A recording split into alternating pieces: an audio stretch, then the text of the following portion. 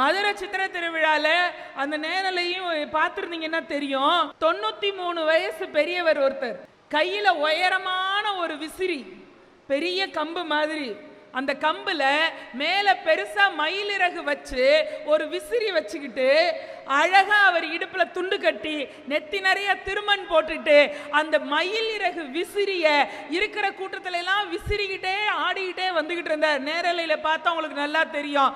அவரை போய் கேட்குறாங்க, ஐயா நீங்க என்ன பண்ணிட்டு இருக்கீங்க, உங்க வயது என்ன அப்படின்னா, எனக்கு 93 தான் ஆகுது, வெய்ய காலம்யா, கள்ளழகரை பார்க்க ஊர் சனம்லாம் கூடி நிக்குது இல்ல, என் மக்களுக்கெல்லாம் வேர்க்கப்படாதுன்னு என்னால முடிஞ்ச திருப்பணி நான் எல்லாருக்கும் விசிறி கொண்டிருக்கிறேன் என்று மணிக்கணக்கில் நின்று விசிறாரு. இப்ப யாராவது அவருக்கு செஞ்சதுக்காக ஏதாவது பெரிய சம்பளம் கொடுக்க போறோமா?